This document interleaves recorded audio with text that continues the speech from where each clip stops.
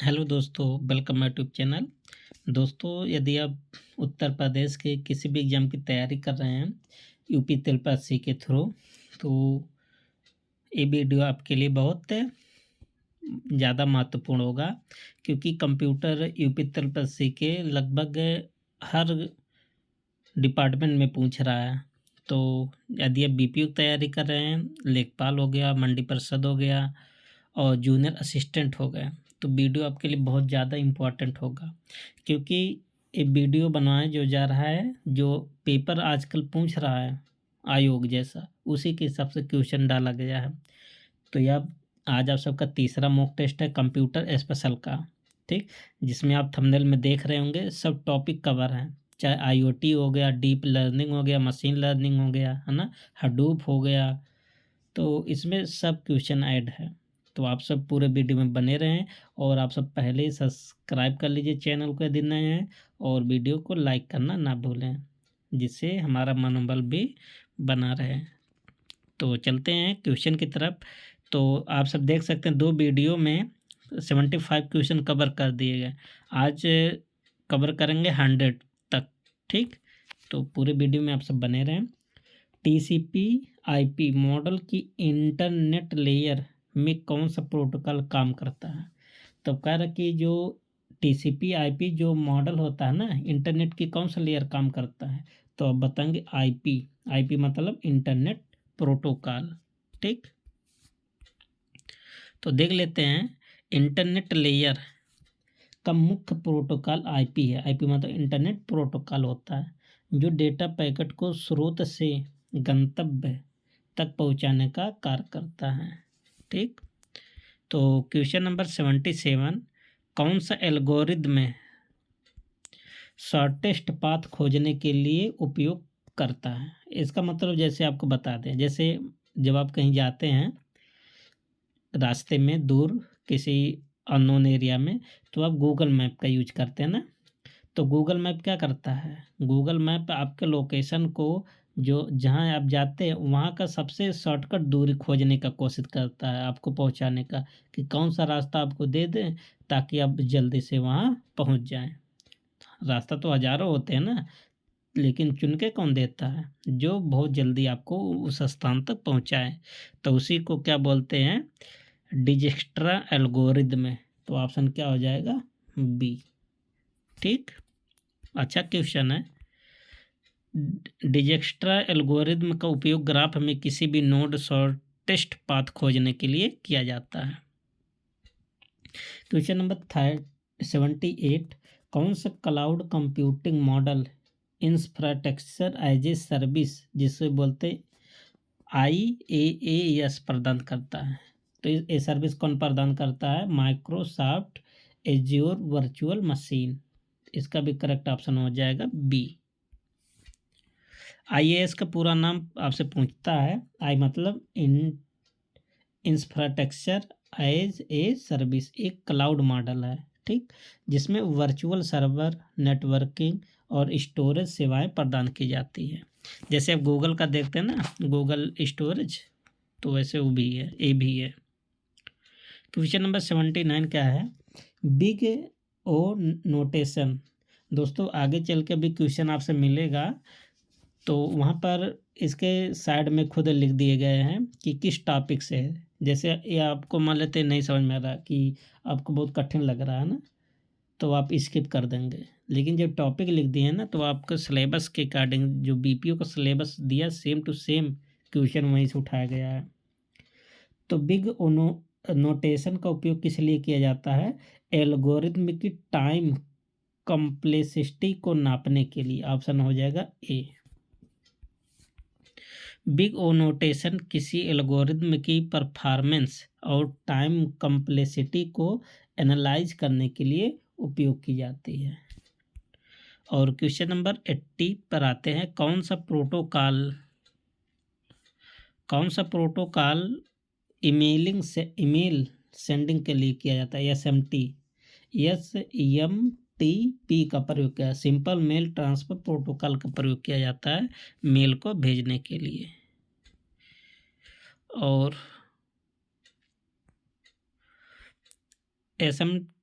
TP का पूरा नाम आपको बता दिया, सिंपल मेल ट्रांसफ़र प्रोटोकॉल का उपयोग ईमेल भेजने के लिए किया जाता है, जबकि POP3 और IMAP का प्रयोग ईमेल को प्राप्त करने के लिए किया जाता है। POP3 का पूरा नाम क्या बताएंगे, और IMAP internet message access protocol. ठीक, और POP3 का क्या बताएंगे, तो आप सब खुद बताइए पहले, है ना, इतना तो आप सब तैयारी किए होंगे थोड़ा बहुत। तो POP3 क्या होगा, 3 मतलब वर्जन 3, P मतलब पोस्ट ऑफिस प्रोटोकॉल होता है ना। और 81 क्या है क्वेश्चन, बहुत अच्छा क्वेश्चन है, AES जिसका पूरा नाम खुद दे दिया, एडवांस्ड इनक्रिप्शन स्टैंडर्ड में कितने बिट की कुंजी होती है। तो इसमें कई प्रकार की कुंजी होती है ना, 128 बिट, 192 बिट और 256 बिट, तो हो जाएगा ऑप्शन सी।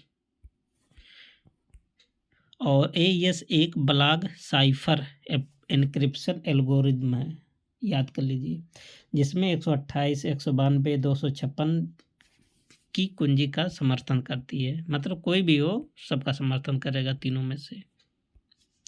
और लाइनक्स सूडो कमांड का उपयोग किसके लिए किया जाता है, देखिए बहुत इंपॉर्टेंट क्वेश्चन है। तो लाइनक्स सूडो में किसका उपयोग किया जाता है, यूजर को एडमिन के रूप में कमांड चलाने की अनुमति देने के लिए। ऑप्शन इसका करेक्ट हो जाएगा ए। यूजर को एडमिन के रूप में कमांड चलाने की अनुमति दिया जाता है सूडो में।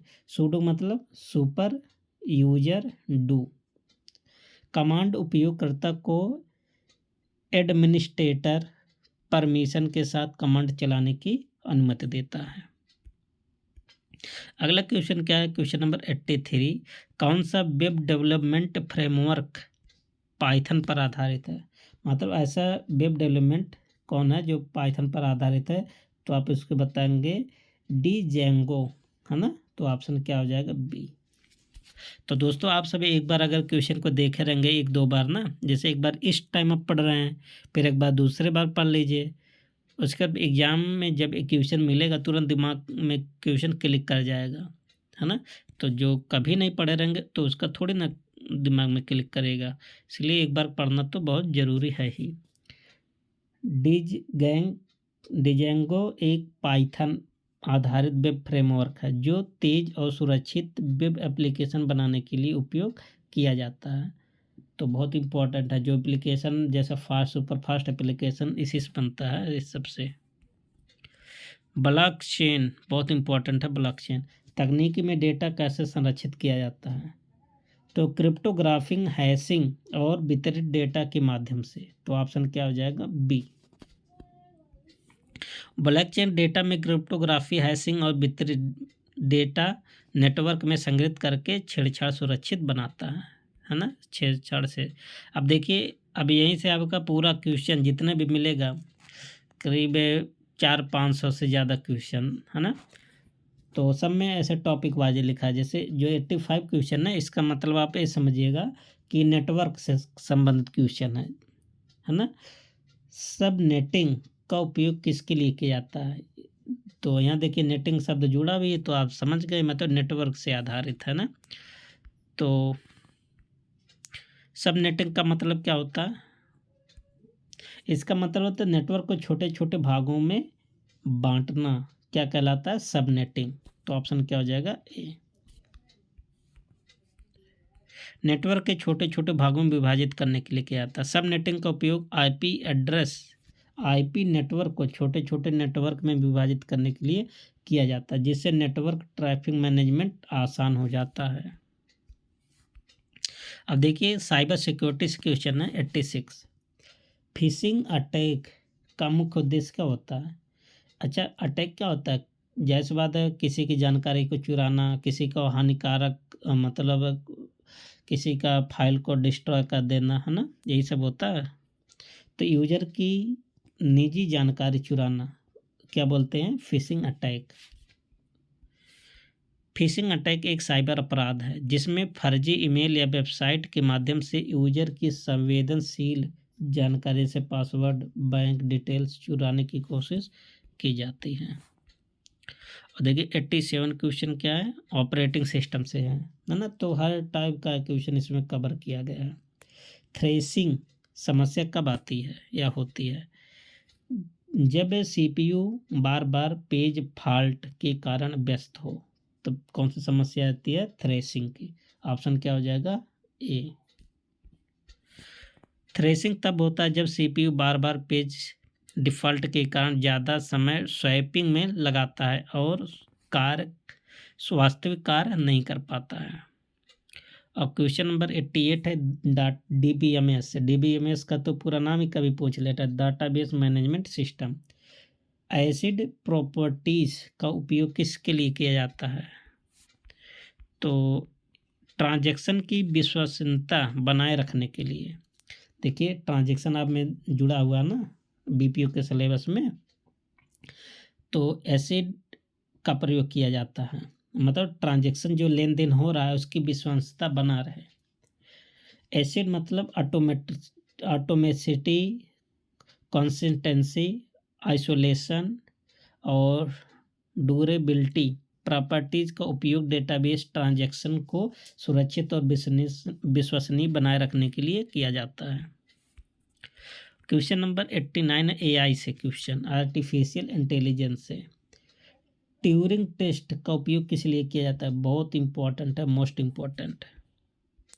तो ट्यूरिंग टेस्ट किस लिए किया जाता है, यह जांचने के लिए कि कंप्यूटर इंसानों की तरह सोच सकता है कि नहीं।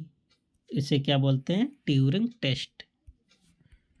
यह जांचने के लिए कि कंप्यूटर इंसानों की तरह सोच सकता है कि नहीं। ट्यूरिंग टेस्ट एक टेस्ट है, यह जांचने के लिए किया जाता है कि कोई मशीन इंसानों की तरह सोच सकता है और प्रक्रिया दे सकता है कि नहीं।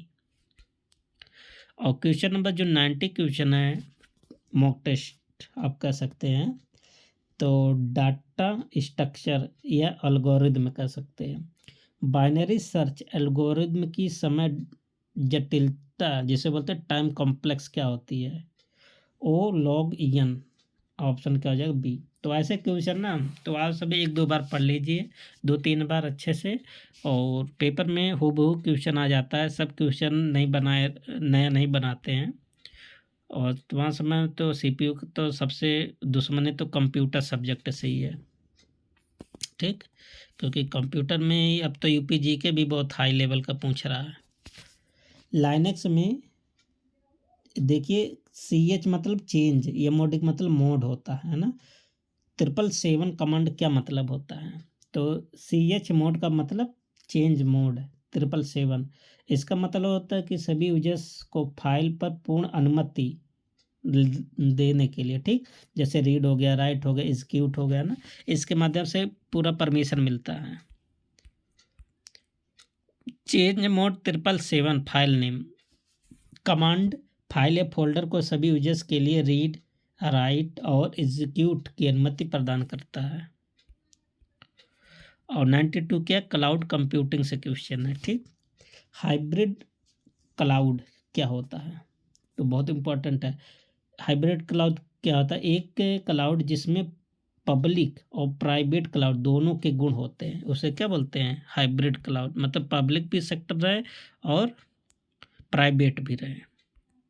हाइब्रिड क्लाउड एक क्लाउड इंफ्रास्ट्रक्चर है जो पब्लिक और प्राइवेट क्लाउड दोनों को जोड़ता है और बेहतर स्केलेबिलिटी और सिक्योरिटी प्रदान करता है।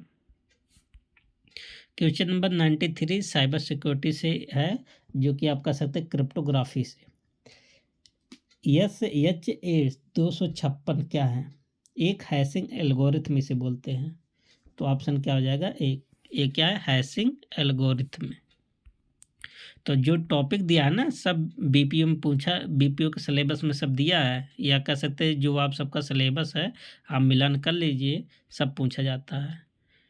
तो नेटवर्किंग से क्वेश्चन है, OSI मॉडल की ट्रांसपोर्ट लेयर में कौन सा प्रोटोकॉल कार्य करता है, तो TCP और UDP मतलब ट्रांसमिशन कंट्रोल प्रोटोकॉल और यूजर डेटाग्राम प्रोटोकॉल पूरा नाम है।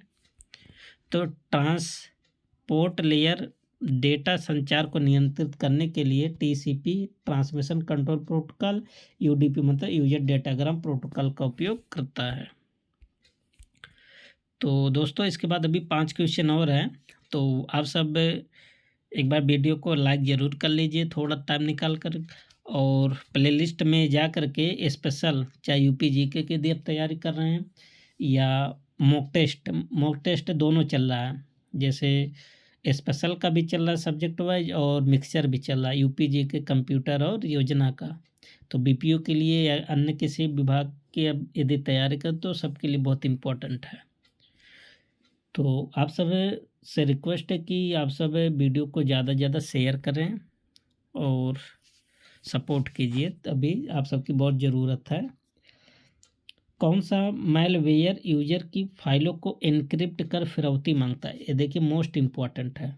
तो इसे बोलते हैं रैंसमवेयर, और रैंसमवेयर का मतलब ये तो फिरौती मांगना है ना। जैसे इसमें क्या होता है ना, उनको बता दें कि आपके कंप्यूटर पर अटैक कर लेंगे और आपके फाइल को, आपके सिस्टम को क्या कर देंगे, लॉक कर देते हैं, ठीक। और जब आपका सिस्टम लॉक हो जाएगा, इम्पोर्टेंट जो इसमें सब रहता है, तो आपसे क्या करेंगे, पैसा मांगेंगे। पैसा मांगते हैं, है ना, दूसरे रूम में, क्रिप्टो करेंसी के रूम में मांगते हैं। जब आप इन्हें पैसा दोगे तो आपका फाइल को अनलॉक करेंगे। तो इसी को बोलते हैं फिरौती मांगना, रैंसमवेयर। तो रैंसमवेयर एक मैलवेयर है जो यूजर की फाइल को इनक्रिप्ट कर देता है और उन्हें डिक्रिप्ट करने के लिए फिरौती मांगता है। 96 ऑपरेटिंग सिस्टम से है क्वेश्चन। तो शेड्यूलिंग एल्गोरिदम में सबसे कम वेटिंग टाइम सुनिश्चित करता है, किसमें सबसे कम टाइम सुनिश्चित करता है? तो एक इसमें करता है शॉर्टेस्ट जॉब टेक्स्ट में, JSN में। शॉर्टेस्ट जॉब टेक्स्ट एल्गोरिदम में सबसे छोटे CPU बर्थ वाले प्रोसेस को पहले निष्पादित करता है, जिससे वेटिंग टाइम न्यूनतम होता है। डाटाबेस से क्वेश्चन क्या है? नॉर्मलाइजेशन का मुख्य उद्देश्य क्या होता है? डेटा रिपीटेशन को कम करना और डेटा की अखंडता को बनाए रखना नॉर्मलाइजेशन का मुख्य उद्देश्य है। बहुत इम्पोर्टेंट है भी। तो नॉर्मलाइजेशन का मुख्य उद्देश्य डेटाबेस में डेटा को डुप्लीकेसी और को कम करना और डेटा की अखंडता को बनाए रखना, यही मेन उद्देश्य है नॉर्मलाइजेशन का। तो मॉक टेस्ट देख रहे हैं दोस्तों, जो मॉक टेस्ट कंप्यूटर का स्पेशल का चल रहा है, बहुत इम्पोर्टेंट है। आप सब आप सब अगर वीडियो को देखते होंगे तो लगभग जितना क्वेश्चन है उससे 1-2 मिनट पहले या ज़्यादा या तो 1-2 मिनट कम। अगर 25 क्वेश्चन है तो मान सकते हैं 28 मिनट लगता होगा, या कह सकते हैं 25 मिनट में कंप्लीट हो जाता है। तो टाइम को इसमें बहुत ज़्यादा मैनेज भी किया गया है, तो आपका टाइम बिल्कुल इधर उधर नहीं जा रहा है। बाकी आप सब देखते होंगे कि और लोग तो 15 क्वेश्चन 10 क्वेश्चन एक घंटे में करवाते हैं। आर्टिफिशियल इंटेलिजेंस AI, तो ओवर फिटिंग AI क्वेश्चन है, ओवर फिटिंग मशीन लर्निंग में किस स्थिति को दर्शाता है?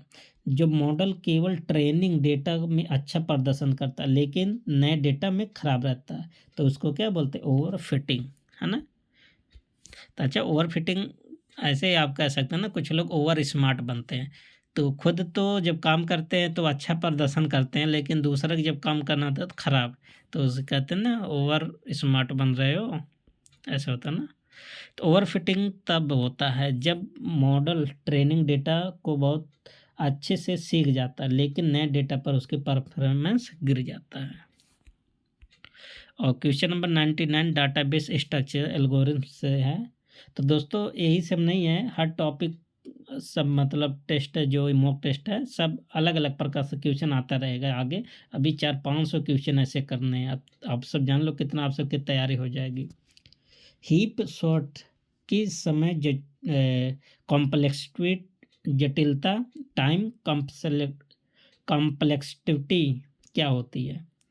तो O(n) log n। ऐसा एक बार 2 बार पढ़ लीजिए, डाटा स्ट्रक्चर से है। और आज का जो लास्ट क्वेश्चन है लाइनेक्स कमांड से है। तो लाइनेक्स में ग्रेप कमांड का उपयोग किस लिए किया जाता है? टेक्स्ट को सर्च करने के लिए। पिछले वाले भी टेस्ट में दिया गया था ना, क्योंकि ये बहुत बार क्वेश्चन पूछा गया है। तो ग्रेप कमांड का उपयोग फाइल या आउटपुट में किसी भी पैटर्न को टेक्स्ट को खोजने के लिए किया जाता है। तो दोस्तों आज के मॉक टेस्ट का 25 क्वेश्चन लगभग कंप्लीट होता है। और आप सब वीडियो को ज़्यादा से ज़्यादा ग्रुप में शेयर करें और लाइक करें, और जो भी प्रतिक्रिया हो आप कमेंट बॉक्स में कर सकते हैं। Take care, thank you, best of luck.